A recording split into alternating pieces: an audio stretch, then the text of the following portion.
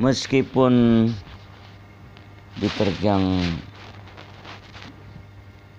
ngantuk, perasaan mengantuk dan sebagainya, kita harus bicara juga tentang Syiah dan Sunnah dalam perbincangan bagian 3. Sudah saya tandai buku Asy-Syiah wa Sunnah oleh Profesor Dr. Ihsan Ilahi Dhohiri MA. Di sini ada sambutan Muhammad Natsir berjudul Kata Berjawab, kemudian sepatah kata dari penerjemah saudara atau Bapak B. Arifin, dan pendahuluan dari Profesor Dr. Ihsan Ilahi Dhohiri MA. Tentang sambutan dari Muhammad Natsir, saya cuma menyebutkan bahwa agama Syiah, pengikut agama Syiah bila mengikuti sholat berjamaah dengan kaum muslimin yang Sunni, mereka akan mengulangi lagi nanti sholat di rumahnya, karena menganggap sholat di belakang imam non Syi'i itu tidak sah. Nih tulisan Muhammad Natsir seperti ini nih. Sewaktu-waktu ada yang bersedia sholat berjamaah bersama teman-teman lain, berimamkan seorang yang bukan Syiah, tetapi kemudian diulanginya lagi sholat itu juga sendirian.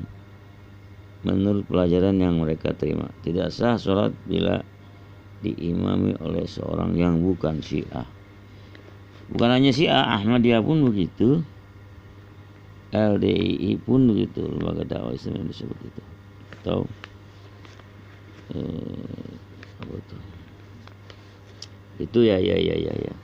Kemudian Bayi Arifin menulis dalam kata sambutannya, juga merusak akan kemurnian ajaran Islam yang tidak kurang bahayanya dari ajaran Ahmadiyah, Qadian, Lahore, dan Bahai. Jadi menurut atau perkataan B. Arifin di dalam kata sambutannya itu, bahwa Syiah pun ini sangat merusak kemurnian ajaran Islam, dan Syiah ini tidak kurang bahayanya dari ajaran Ahmadiyah, Qadian, dan Lahore, dan ajaran Bahai. Kemudian B. Arifin menulis lagi, kekuasaan yang telah mereka miliki itu dipergunakan pula untuk menyebarkan ajaran Syiah di tengah-tengah masyarakat umat Islam Ahlus Sunnah, yang berarti umat Islam kembali dipecah belah, diadu domba, dan lain sebagainya. Apa yang kita khawatirkan itu memang sudah terjadi, baik di negara kita sendiri atau di negara-negara Islam lainnya. Ribuan kitab, ribuan buku, ribuan risalah, ribuan selebaran telah mereka sebarkan ke tengah-tengah masyarakat yang isinya ajaran Syiah. Karena buku-buku dan risalah-risalah itu disebarkan dengan percuma, secara gratis, maka banyak pemuda-pemuda Islam membacanya. Saudara-saudara sekalian, B. Arifin selanjutnya menulis dalam kata sambutan buku Asy-Syiah wa Sunnah atau Syiah dan Sunnah oleh Profesor Dr. Ihsan Ilahi Dhohiri MA, diterjemahkan oleh Bayi Arifin. Kata sambutnya seperti ini.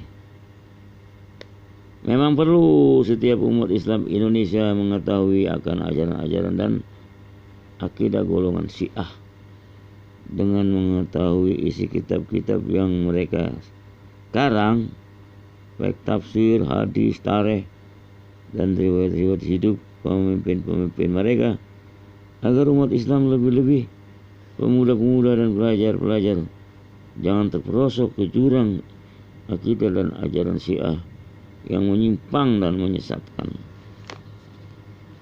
Kemudian kata pendulang dari Profesor Dr. Ihsan Ilahi Thohiri MA,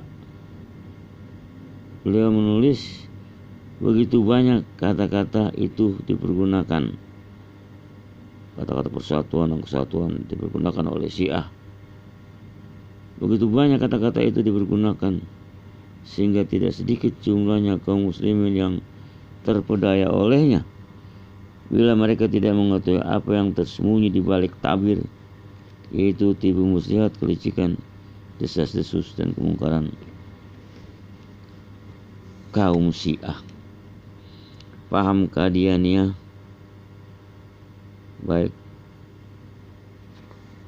baik Qadian dan Lahore, ajaran Ahmadiyah Qadian sebagai kaki tangan penjajahan golongan salib di India dan Pakistan. Kalau di Indonesia tentu kaki tangan penjajah Belanda.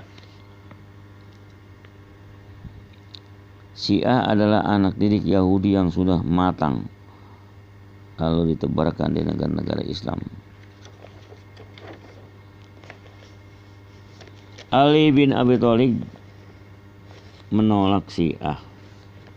Syiah itu bukan bentukan dia, itu mah orang Yahudi yang bentuk, yang melalui Abdullah bin Sabah menyusup pura-pura menjadi Islam, kemudian menyebarkan fitnah, bla bla bla. Kemudian Sayyidina Ali berkata, "Sayati alaikum ba'di zamanun laisa fihi syai'un akhfa minal haqqa wala adharu minal batil." Akan datang atas kamu sesudah zamanku di mana tiada sesuatu yang lebih kabur daripada kebenaran al-haqqa, dan tidak ada sesuatu yang lebih nyata daripada kepalsuan al-batil.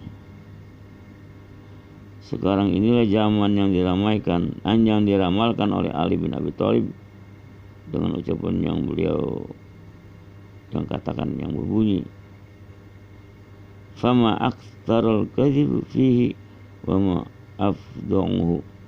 Alangkah banyaknya kebohongan di zaman itu, maksud zaman sekarang ini, dan alangkah mesumnya mengerikan.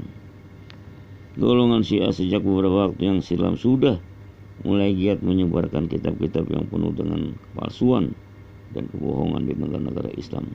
Mereka menyerukan di dalam kitab-kitab itu untuk mendekati Ahlus Sunnah, tetapi yang mereka tuju adalah kebalikannya, yaitu mendekatkan sunnah kepada pendirian mereka sendiri, agar Ahlus Sunnah meninggalkan akidah dan segala pokok-pokok kepercayaan mereka terhadap Allah, tentang Rasulnya dan para sahabat Rasulullah yang telah berjuang di bawah bendera beliau, juga tentang istri-istri mereka yang suci yang telah mendampingi suami mereka masing-masing dalam menegakkan kebenaran. Begitu juga tentang kitab Al-Quran yang diturunkan Allah kepada Rasulnya dari Lauhul Mahfuz. Itu aja dulu, nanti kita sambung lagi ya. Assalamualaikum warahmatullahi wabarakatuh.